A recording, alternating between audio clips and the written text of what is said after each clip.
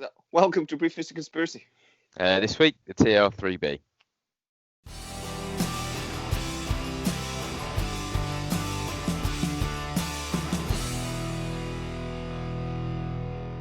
First thing, when I started researching this damn aircraft, it was how, so I Googled TR3-b, as you do. And then I only obviously looked at the first page of Google, because the second page, I think, was just evil on the second page. It's the TR3-b is apparently the Aurora, the Black Manta, and the Astra, depending on which site you go to. Mm-hmm. I'm absolutely certain those are three different aircraft, but they're all the TR3-b. So it seems to be there's the SR71, which was the Aurora, and that was the original, and that was started developing back in the 50s. The TR3 is the Black Manta, and the TR3-b is the Astra. That seemed to be the consensus from the different websites when I was looking. But sometimes the TR3-b is the Black Manta, sometimes it's the Astra, sometimes it's the Aurora. This is what happens when they don't actually release real information about an aircraft and people just go with whatever they... Well, exactly, yes, yeah, exactly that. Yeah, that's people and, yes, exaggerating stories, basically, isn't it? Yes, when there's not much information out there, I guess. They just desperately want to find something. It seems as well that when some people can't find the evidence they want, they might be more than willing to fake it. If you are new to my channel, please like, subscribe, hit that bell notification. It really does help us out. Another thing is that another version I found is that the Aurora is the project name of a series of aircraft. So that's a possibility as well. And I should also say that when Ben Rich was asked about the Aurora, he said that was the code name for the Blackbird. It's got nothing to do with any special aircraft we don't know about. It was the project name. Yeah, it was the project name for the financing that they would have given to the limited information that they would have given about a black budget operation. When they're discussing Blackbriar in Congress. Oh, I forget the Born Identity or the Born trilogy. Yeah, but very similar to that, I imagine. Oh, this is Aurora. This is a communications black budget. Yeah, exactly. We need this. Didn't really work. Finance. We want to put that to one side. Let's talk about this. Yeah. I imagine that it might be like that, maybe. Yeah. Please don't ask too many questions. How much did it cost? Oh well, what? How long is a piece of string? Yeah, actually, with anything with the Pentagon, we know from our 9/11 series when they've lost trillions. How much did this cost? Some. We didn't really write it down. The worst thing is the bigger hole that they have now admitted exists than the hole that disappeared on 9/11. Yeah, it's like 22 trillion they can't account for. How much money is that? I can't even imagine 22 trillion. The thing is that's pretty much what their job is to account for where all the money is being spent within the military. Like that's what that part of the Pentagon does. Right. So the TR3-b. The stuff I can find is obviously we've seen all those really famous images of the triangular vehicle. Yeah. I saw there's a YouTube video going around today, and it says the truth about the TR3-b. Very dramatic, and then he's got like a collage of the images. And he's got that one image of the TR3-b sat on an aircraft carrier. I'm not watching that video. He's obviously not moron. It's a faked video. It's a very clever faked video, but it's a faked video. Yeah. So the basics: this nuclear-powered triangle, a plasma-filled accelerator ring on the three corners of the object that create a magnetic field disruptor. So they call it the MFD engines. It's a pressurized mercury-based plasma, 250,000 atmospheres, rotating at 123.15 degrees, 50,000 revolutions a minute, that can reduce the aircraft's gravitational effect by 89%. Yeah, that's what I kind of understood. Yeah, it was like in the late 80s, it hadn't completely reduced its inertial. Or it's the gravitational effects of the Earth, but it was close to. 89% is pretty much. Yeah, that's pretty good. They reckon this thing can do Mach 9 and travel and get up to 120,000 feet. 120,000. I don't see why this vehicle wouldn't be able to go into space. If you're Well, no, it's probably due to the fact that it's only reducing the gravitational effect by 89%. So you still have roughly 10% the effect of gravity and the inertial effects, and obviously humans are still susceptible to G-force, aren't we? So you could only do 10 times in that potentially than what you'd be able to withstand in a normal aircraft, a normal aeroplane, under tight turns and whatever, at high speed. Yeah, I could understand the inertia and the speed thing, but I don't understand why it wouldn't be able to do that last little bit and actually go into space and break orbit. It's there's a thing with the rockets, and well, I mean, 120,000 feet. It's pretty much space. That is pretty much the edge of the atmosphere, isn't it? Anyway, I don't. Most of our radar systems have a ceiling of about 80,000 feet. Yeah, that's which is why this would be so good, really, because I mean, most modern radar systems don't really go above that. So I mean, because aircraft can't go above that, you have to have. Then it's the space-based radar systems, which actually literally physically point up. But even which we track satellites with and things like that. But aircraft don't fly this high. The unidentified submersible objects as well, the ones that we've seen that can do the same speed in water or air, and it doesn't make a difference, means that they've probably got anti-gravity propulsion drives that have reduced their mass or the inertia to pretty much to zero, so that they feel none of the effects of inertial space flight, and there's no G-forces on the beings flying the craft. Then you can travel incredibly fast, and the medium that you're traveling in doesn't matter. But whilst you've still got that 10% effect you're still feeling, I think that's going to be a limiting factor. And perhaps the TR3-b is one of the sightings have been going on for many decades of the TR3-b, so perhaps this is one of the early attempts to build this anti-gravity drive into a triangular shaped craft like this, and they've now perhaps refined that more and have moved on from it, perhaps. Well, in another episode, we were talking about the Tic Tac videos that have come out now, and we think that might be, I'd love for it to be aliens, but it could also just as easily be a drone or something, the next gen from the TR3-b. Now, right, so for one thing, let's just talk quickly. Remind me, we'll come back to that in a sec. Okay. The first question is, would they build this vehicle, this aircraft? We've got the U-2 that was developed in 1956. Right? The U-2 initially, a lot of people went against it because they said, well, we've got satellites now, we're launching satellites, do we really need a spy plane? And they really quickly realized, yes, you do, because satellites can't really be reorientated. A satellite pretty much has its route. It goes that way and it takes pictures of this. So they're really good if you know where there's a base or you know where there's something and you want to regulate and you want to keep an eye on it. If you then need something else happens, it's very difficult and expensive to then reorient the satellite. Also, with satellites. Also, 24-hour coverage. Yeah. If you want 24-hour coverage, it's very difficult to achieve because exactly you have to have very limited fuel on the satellites for adjustments, don't you, to realign satellites, and that's where the limitations come in. Yeah. So what you need is an aircraft that you can fly into an area really quickly and adapt, but that aircraft needs to be able to avoid either radar or anti-aircraft missiles. So this is why the U-2 became famous, because it flew so high the missile systems couldn't get to it and the interceptors couldn't get to it, but then they developed a new missile system and shot a couple out of the sky.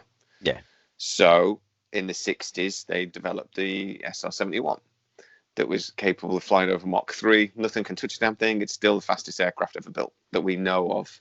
Dun dun dun. But given how long ago its conception was and how long ago it was built, do you really think that's the best they've still got? Well, exactly. I mean, the U-2 is actually still in service.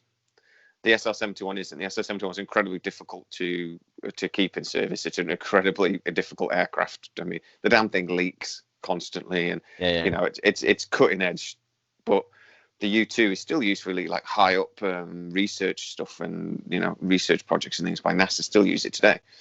They then didn't really release anything that's capable of this global surveillance until sort of like the Global Hawk drone, and that was developed in 1998. It's still probably the most advanced big sort of drone, and with long range and all this sort of thing that exists today. But it's no good to like spy on China or Russia, because the thing can't fly that fast. It can't even do Mach 1. It can't fly that high. It's enormous of it over over Africa and all these places that America are very interested. It's great, Iraq and things like this. But you can't really use it to spy on China and Russia. Well, no, not anybody that's nearly as well armed as you are. Yeah, no, because exactly. So you've got the satellites. That's great. You've got the visible surveillance aircraft. So things like the British used something called a Spectre, and these are aircraft that everybody knows what they are. They're intelligence vehicles. They sort of fly on the edge of Chinese radar systems occasionally. One crashed a few years ago, didn't it? Well, it developed problems, and it actually had to land in China. And apparently there's a cable you pull. If you land in it, just like burns everything. So everything just starts burning.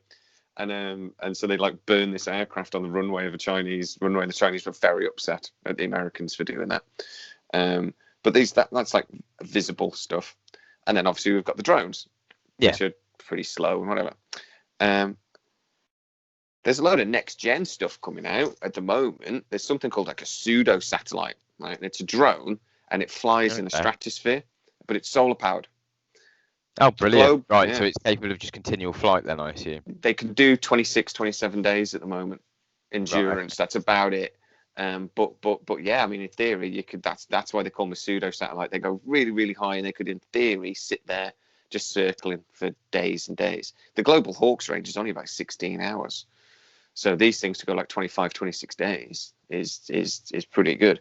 They're talking about having these for like civilian purposes, though, not just military. They can, like if there's you got a weak spot in the Wi-Fi for whatever reason, they could put one of these up above you, or they're developing blimps and stuff for that sort of thing as well, aren't they? But Amazon will probably try and get you delivering your packages through one if they get half a chance, just like dropping from the sky, just land on your doorstep, parachuting in. And we've got these and now they're developing the Orion, which is the next gen from the Global Hawk drone, which again has the sort of range of a couple of days, but it can carry weapons and stuff. So the Americans like the Orion, and that's again a big drone. And then we got all the hypersonic stuff. Now this is the stuff we know about. So hypersonic, Mach 8, Mach 9. The Russians are trying to turn it into a ballistic missile, which is really good non-nuclear. You get a really, really heavy tip, and you shoot it at like Mach 8 or Mach 9, and when it hits the ground like a meteor, and creates an explosion nuclear style, but without any of the fallout. And it's completely illegal, but they're developing it anyway. And we have no defense against that. Can't stop it. It's like the Karate Kid with his. It's like stopping an asteroid or a meteor. Meteor is the same thing, isn't it? He's traveling that quick. Yeah. The speed is the weapon. How fast it travels is the weapon. And therefore the kinetic energy that it's got by the time it impacts the target. Scary. Exactly. So the question being then, would the Americans have built the Aurora, the TR3-b? And I would say, yeah. From the late 60s, they had, or late early 70s, they had no spy plane, basically. They put all their eggs, I know they had the stealth, and they had stealth bombers and things, but they had that we know of, surveillance vehicle that could actually go into China, go into Russia. They apparently had nothing, according to the official sources. I don't believe that for a second. It's almost like there's been a black hole for the last 60, 70 years or so, isn't there, when you really think about it? A black triangular hole. Dun, dun, dun.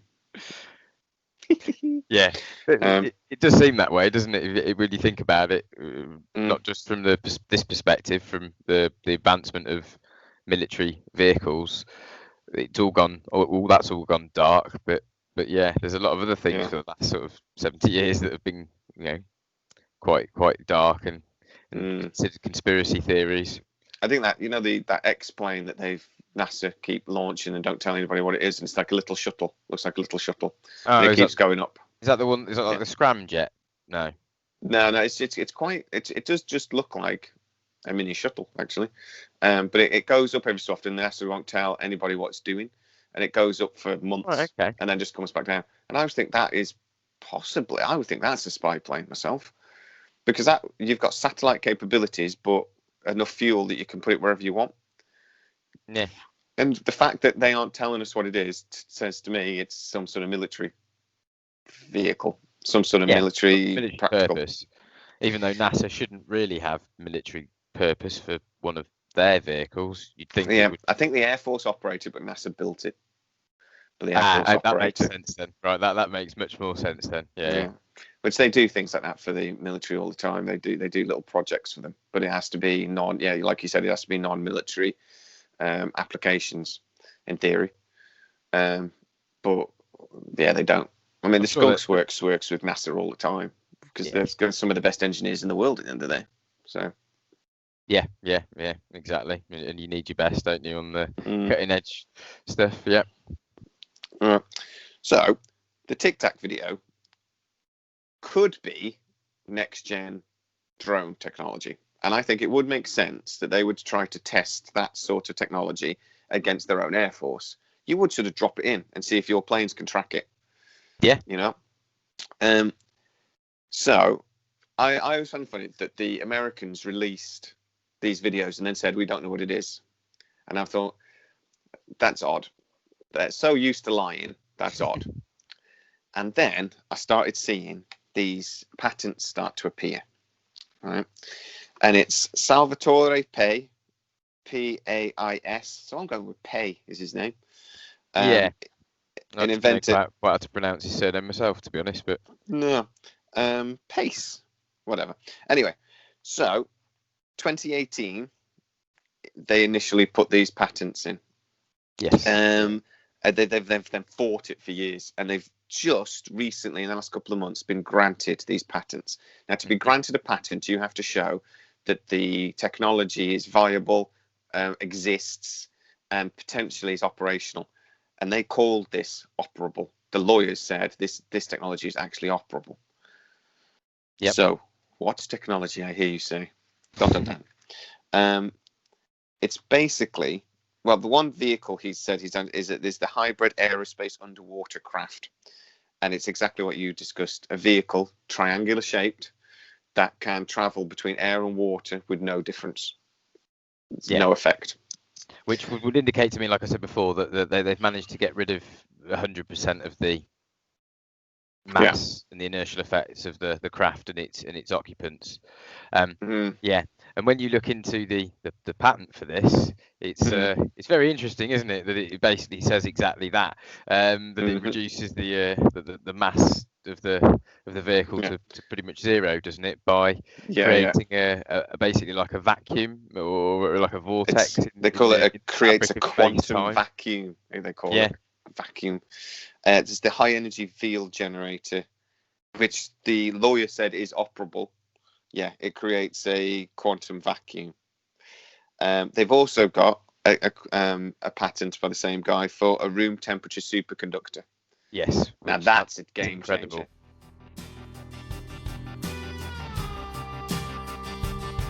So, but these patents by Salvatore Pais are genuine. They're real, and they have been granted. So, and like I say, when they initially were rejected, the Air Force lawyer came back, and actually they used the word operable. And that's huge, because that means this technology isn't just real, it works. See it well. Well, if it's got a propulsion system that has no heat signature, and then it's got, I don't know, some kind of material made of perhaps, quasi-crystals, which we know that the military already has applications for stealth technologies on vehicles using quasi-crystals. It's not beyond the realms of possibility that they've got a stealth craft that has no heat signature that's capable of hiding.